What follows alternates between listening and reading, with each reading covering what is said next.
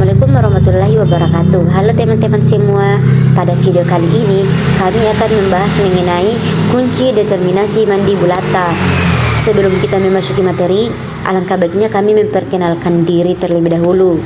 Nah, perkenalkan, kami dari kelompok 4 yang beranggotakan 4 orang, yang dimana saya sendiri atas nama Putri Aulia Rading dan rekan saya atas nama Sartika, Syakifah Rahma, dan Isawatul Mutahara. Nah, kunci determinasi adalah alat identifikasi yang digunakan untuk menentukan jenis atau kelompok makhluk hidup berdasarkan ciri-ciri morfologi atau fisik yang dapat diamati. Proses identifikasi dilakukan dengan menjawab serangkaian pasangan pernyataan berlawanan, seperti memiliki sayap atau tidak memiliki sayap. Nah, melalui langkah-langkah tersebut, kita dapat menelusuri dan menemukan nama ordo atau spesies yang sesuai secara cepat, terarah, dan sistematis.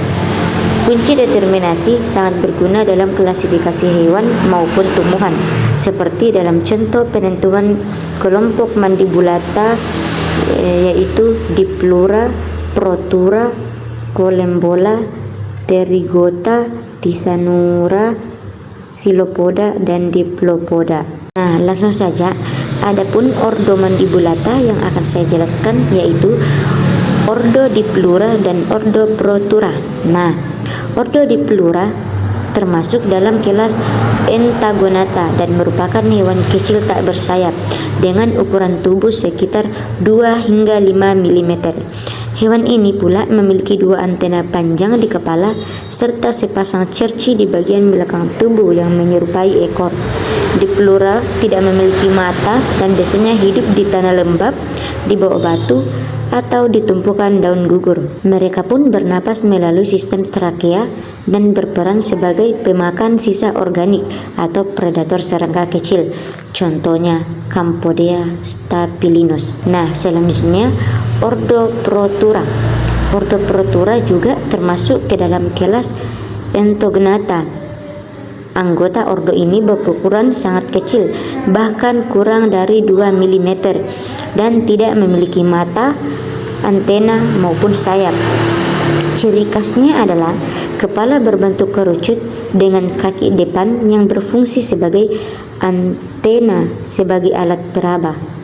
Tubuhnya pun terdiri atas 12 segmen dan mereka hidup di tanah lembab serta memakan bahan organik mikroskop. Salah satu contohnya adalah Acherenthoma doderoi. Sementara itu, ordo Coelombola atau yang dikenal sebagai springtail merupakan serangga kecil tak bersayap yang memiliki organ pegas di bagian bawah tubuhnya yang disebut furcula, berfungsi untuk melompat jauh. Tubuh Coelombola biasanya berukuran kurang dari 6 mm dengan warna bervariasi dan memiliki antena pendek di kepala. Hewan ini hidup di tanah, lumut, atau serasa daun lembab, serta berperan penting dalam proses penguraian bahan organik. Contohnya adalah Podura aquatica dan Sminthurus viridis. Ordo Pterygota merupakan kelompok serangga bersayap dalam kelas Insecta. Anggota kelompok ini memiliki tubuh yang terbagi menjadi 3 bagian utama, yaitu kepala, toraks, dan abdomen. Mereka umumnya memiliki sepasang antena, 3 pasang kaki, dan 1 atau 2 pasang sayap. Pterygota bernapas menggunakan sistem trakea dan berkembang biak secara seksual. Sebagian besar mengalami metamorfosis, baik sempurna maupun tidak sempurna. Contoh serangga dari kelompok ini antara lain kupu-kupu, capung, lalat, dan kumbang.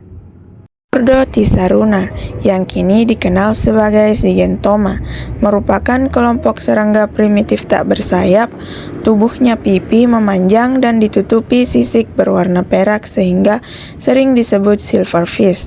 Serangga ini memiliki 3 ekor panjang di bagian belakang tubuh atau 2 serki di sisi dan 1 filamen di tengah. Mereka tidak mengalami metamorfosis dan biasanya hidup di tempat gelap serta lembab, seperti di balik lemari atau kertas. Salah satu contohnya adalah Lepisma saccharina, kelas Insecta. Anggota kelompok ini memiliki tubuh yang terbagi menjadi 3 bagian utama, yaitu kepala, toraks, dan abdomen. Mereka umumnya memiliki sepasang antena, 3 pasang kaki, dan 1 atau 2 pasang sayap. Pterygota bernapas menggunakan sistem trakea dan berkembang biak secara seksual. Sebagian besar mengalami metamorfosis, baik sempurna maupun tidak sempurna. Contoh serangga dari kelompok ini antara lain kupu-kupu, capung, lalat, dan kumbang. Kemudian ordo yang terakhir yaitu Diplopoda atau kaki seribu memiliki tubuh panjang berbentuk silindris dengan banyak segmen. Berbeda dengan lipan, setiap segmen tubuh Diplopoda memiliki 2 pasang kaki karena hasil penggabungan 2 segmen tubuh.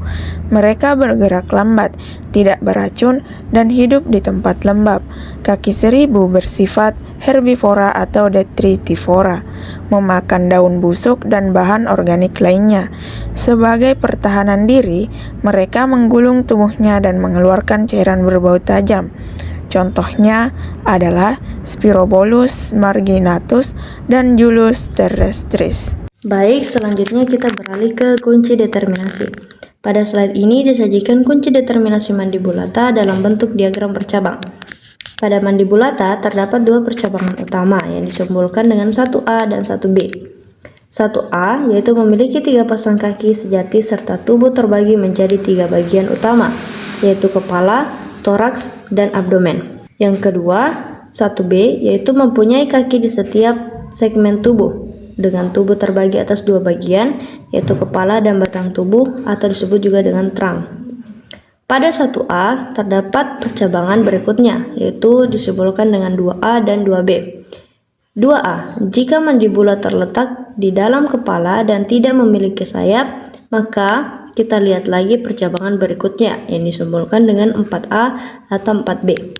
Untuk 4A, jika memiliki kaki vestigial pada bagian abdomen tanpa mata dan tidak berwarna, maka lanjut kepada percabangan berikutnya. Jika memiliki sepasang serci pada bagian posterior abdomen, maka termasuk kelompok Diplotura.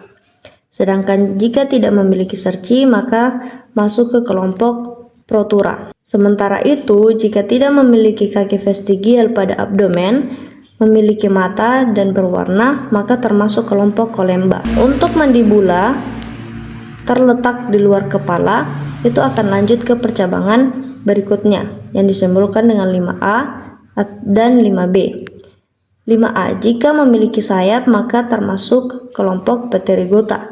Sedangkan jika tidak memiliki sayap maka masuk ke kelompok Tisanura. Nah, pada percabangan yang kedua yaitu mempunyai kaki di setiap segmen tubuh dengan tubuh terbagi atas 2 bagian, yaitu kepala dan batang tubuh atau disebut juga trunk. Kita lanjut ke percabangan berikutnya, yaitu yang disimbolkan dengan 3A dan 3B. Untuk 3A, tiap segmen tubuh memiliki 1 pasang kaki, maka termasuk ke kelompok Silopoda. Sedangkan jika tiap segmen tubuh kecuali segmen 1-5 memiliki 2 pasang kaki, maka termasuk kelompok Diplopoda.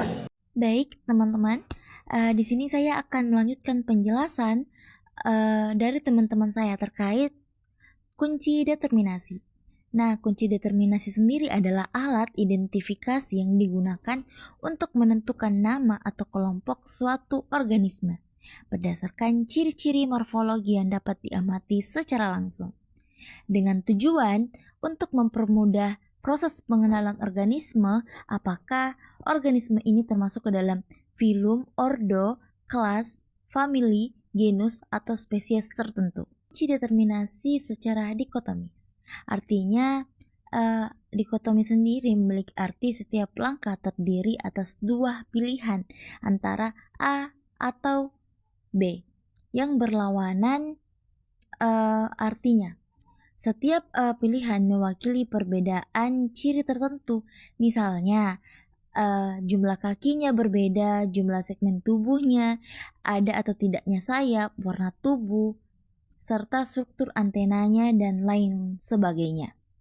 Dengan memilih satu di antara 2 pertanyaan yang paling sesuai dengan organisme yang kita amati, kita akan diarahkan ke nomor berikutnya. atau langsung ke nama kelompok organisme ini. Proses ini dilakukan bertahap dan beratur sampai ditentukannya identitas terakhir organisme tersebut. Nah, langkah-langkah dalam menentukan dan menggunakan kunci determinasi ini yang pertama itu kita harus mengamati spesiesnya dengan teliti. Mencatat semua ciri penting yang bisa dilihat seperti bentuk tubuhnya, jumlah kakinya dan antenanya, warna tubuhnya, adakah tidak sayap atau matanya, alat mulutnya, dan lain sebagainya. Yang kedua, yaitu baca kunci dari awal. Nah, saat kita membaca kunci determinasi, kita harus memperhatikan dulu kalimat yang ada di sebelah kiri, yang itu yang berarti nomor 1, 2, 3, 4, 5, dan juga perhatikan juga kalimat yang ada di sebelah kanan. Jadi, namun kita harus selalu memulai dari nomor pertama, misalnya dari A dan dari 1A dan 1B. Pada setiap langkah terdapat dua pertanyaan yang saling berlawanan seperti yang saya tadi katakan. Kita harus memilih satu pertanyaan yang paling sesuai dengan ciri organisme yang kita amati. Langkah ketiga adalah setelah membaca dua opsi, pilih pertanyaan yang paling cocok dengan spesiesnya. Misalnya, jika kita memilih ke arah berikutnya, lanjutkan ke arah nomor tersebut. Jika pilihan menunjukkan nama kelompok, misalnya Diplopoda, berarti identifikasinya berhenti di situ karena kita sudah tahu bahwa organisme ini masuk ke filum ini. Dan juga langkah terakhirnya, misalnya kita belum menemukan apa spesiesnya, maka kita harus terus mengikuti petunjuk nomor yang diberikan. Setiap langkah baru akan memberikan pilihan ciri yang lebih spesifik. Jadi semakin ke bawah atau dalam artian semakin banyak yang ciri-ciri morfologi yang kita lewati, maka yang dibandingkan akan semakin detail sampai akhirnya kita menemukan kelompok yang tepat untuk spesies kita. Misalnya teman-teman saya ambil satu filum yang bisa dengan mudah juga diidentifikasi, mungkin agar pemahaman kita juga agar kita lebih mudah memahami. Saya mungkin akan mengambil filum Pterygota. Baik, langkah seperti yang saya tadi katakan bahwa langkah pertama itu adalah misalnya A1. Dalam teks ini A1 itu memiliki 3 pasang kaki sejati serta tubuh terbagi menjadi 3 bagian utama, yaitu kepala, toraks, dan abdomen. Lalu kita pada pilihan A1 itu kita diarahkan ke kalimat kedua. 1B mempunyai kaki di setiap segmen tubuh dengan tubuh terbagi atas 2 bagian, kepala dan bagian tubuh atau trakt. Nah, setelah diamati morfologinya, capung pipi ini memiliki 3 pasang kaki dan tubuhnya terdiri dari kepala, toraks, dan abdomen. Saya mengambil filum Pterygota dengan spesies Libellula depressa atau cacing pipi. Nah, setelah saya mengidentifikasi pada morfologinya, capung pipi ini memiliki 3 pasang kaki dan tubuhnya terdiri dari kepala, toraks, dan abdomen.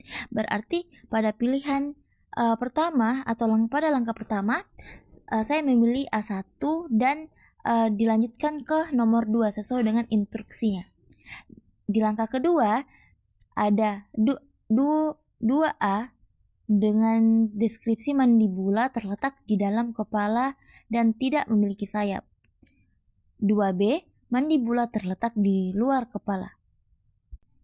Capung memiliki tipe mulut, penggigit, dan pengunyah, dan mandibulanya tampak jelas di luar kepala.